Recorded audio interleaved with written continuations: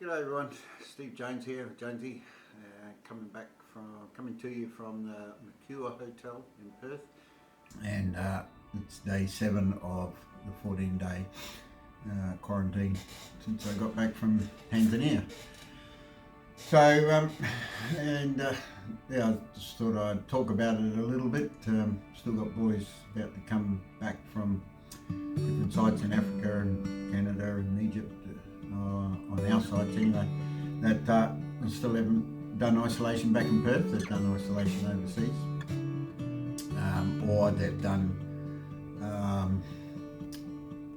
self-isolation back at home when they came out in sort of March sort of thing, before this hotel thing came into it. So anyway, it's quite a few boys who've from both our company and other companies, expats, rock apes, have come back. And there's been a lot of talk on social media about the hotels and the service and all that sort of stuff, which we're not used to. We're used to our camps on site and the food that we get from there and that, and then to not everybody, I suppose, is used to being locked up in a hotel for 2 weeks. Anyway, so I did a little bit of homework. Government has capped all the hotels that are doing the isolation at $180, which anybody else that's not an expat come back, they've got to pay. So what's that, $2,500 or something for 14 days. For the rest of us miners, expats, the companies are paying for it. But anyway, I had a look at prior to COVID, some of these hotels that we're staying in, and I know the one I'm in was 123, I think it was, dollars a night. So what's that, $57 basically left over from food, if they were still running at the same cost. Some of the other ones, boys a couple of weeks ago that got a home before me from my site were staying at the Novotel, and prior to COVID that was charging $140. So they've got $40 to spend on food per day, and it all varies all the way around. So I'm only guessing, this is just my opinion, that the hotels are still trying to maintain their money, what they would get if the hotels were booked normally. I can't see them charging that much, because the rooms are, they don't need as much staff. They're not going down to restaurants or anything like that. We're here for 2 weeks. There'll be, I think there was about 10 of us that came in when I came in, so there'll be some going out that were already here and all that sort of thing. So I can't see them wanting $123, so I'm not sure how much is put on food, but that's what I'm guessing. Because going by the complaints of a lot of the other places people stayed at, the food has been shit, the service has been shit, where I have absolutely no complaints here, except for the 4 walls that we're surrounded in, and I haven't got the best of views of the buildings, but luck of the draw, I suppose, on the room.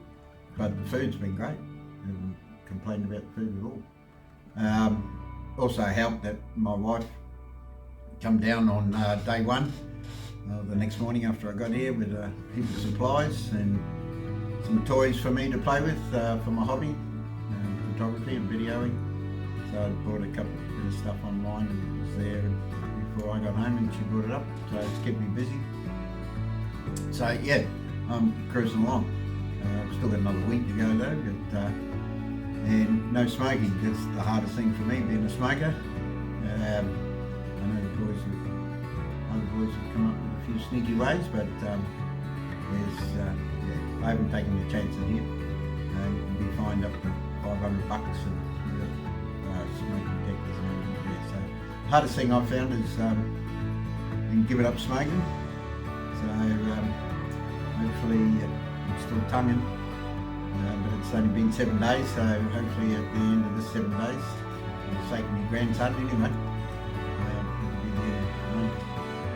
smoking. So it's the hard part.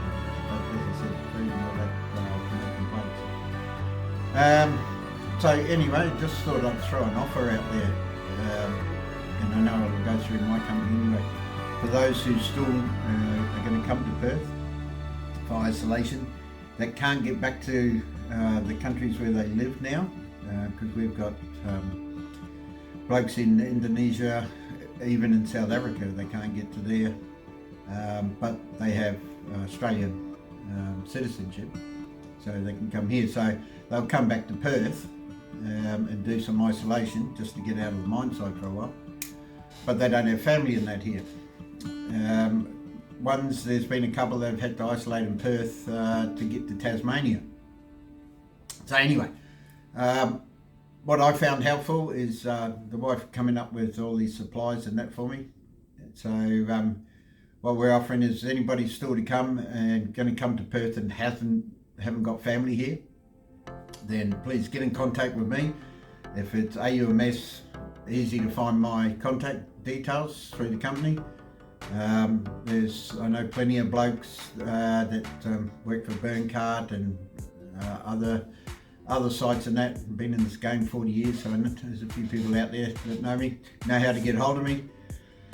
And yeah, we'll make contact and we'll arrange something. If I'm not here, I go back on site at the end of September.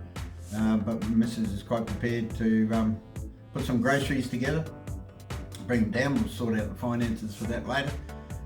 Also, if you've got a hobby, which if you're going to be locked up for 2 weeks, you should have one, even if it's just reading books or something like that.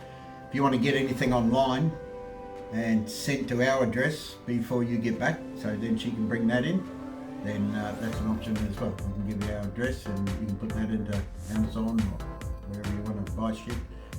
And yeah, we'll bring all that up and help with you 2 weeks off. So yeah, if you need any help, we're quite prepared. So it's no skin off our back. Wife, we're not that far away, only just up in the hills. So yeah, if you can't get family down here to bring in a few supplies and that, there's not a lot you can put in there. It's just the old bar fridge in here, and the freezer's not really a freezer. But I mean, you know, most of it'll last a week, and we can bring down, or the wife can bring down another set of supplies in a week's time. So, you know, 2 visits. Yeah, too easy. Just help out with the 2 weeks. I know I've got a few boys leaving our side who'll be coming back soon.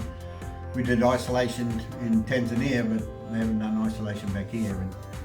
And isolation on site, in your own rooms on site, and that's a lot different from in here. So yeah, that offer's there. So yeah, if you want that, you'll find how to get in contact with me anyway. I'm going to put this up on YouTube, my YouTube account, but I'll also put a link to it from Instagram and Facebook, so you'll be able to contact me through that way. But apart from that, yeah, it is what you make of it. There's not a lot to do during the day, just the exercise and cleaning up your room and doing washing the old style, throw it in the bathtub and stomp up and down on with a bit of liquid in there. Same as what we used to do with overalls back in the day in the rubbish bin when you're having a shower. So yeah, all those little things, you know, a bit of exercise, and then yeah, hopefully you've got a hobby. Mine's photography and videoing. I've got a few things there, like my books or whatever you can do in these 4 walls. So make it easier for you. You do get contacted as did the COVID test day 2, I think it was. Nurse rings you up day 3 just to have a chat. So I've been rung up twice in this week from a nurse and once from a doctor, just ringing up to say hello, how you feeling, blah blah blah.